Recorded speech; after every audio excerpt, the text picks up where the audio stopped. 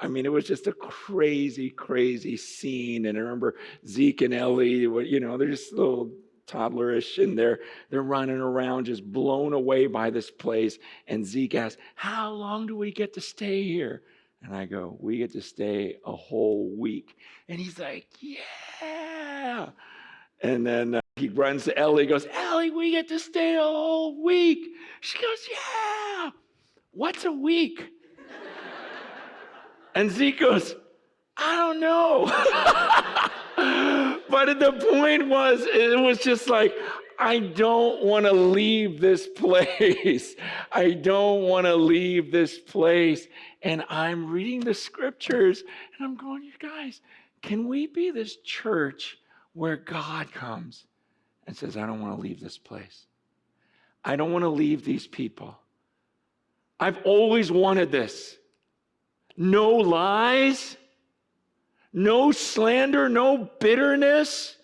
The absence, getting rid of pride and humbling themselves. They're acting like Jesus towards one. I don't want to leave this place. And then I go, I don't want to leave it. I just want to dwell. God and man in one place. That's why I want Ephesians 4. When we're younger, we chase different things. Now, after reading the scriptures, I'm going, I want this, Lord. And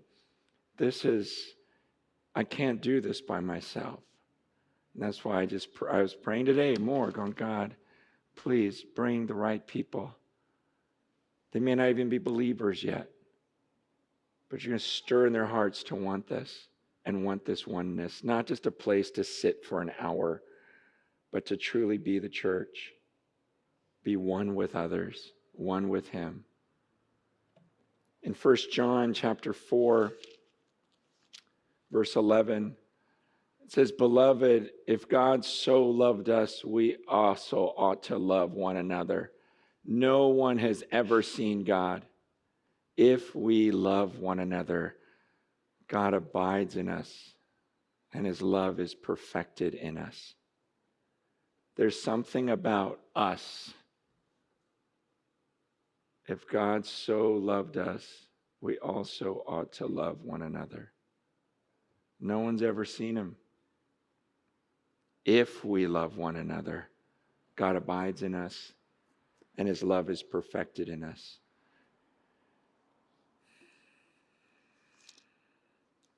So much of pleasing God is about us treating each other the right way. And I don't know if this is happening to you, but through this study of Ephesians, my love for you is increasing. I get excited about that. Because it's weird. Nowadays in America, you can be a great pastor without loving anyone. In the worldly view of success. If you can get a bunch of people to listen to you, you convict them, you can grow the numbers, get a good budget, get some good programs going. You're a great pastor. But what's going on in your heart? Do you look at other human beings, and is there a love that's growing? We don't necessarily need that to have a successful church in the way the world sees it. But the way God looks, he goes, I want this love to increase in you. I go, I feel it. I know some of you are praying for me, and it's happening. But I hope that's happening in your heart too. That you're looking around, you're understanding what God wants, and it's inside of you. You actually start loving others more because you don't want to grieve God. You know this is what he wants, and you'd love him to dwell with us.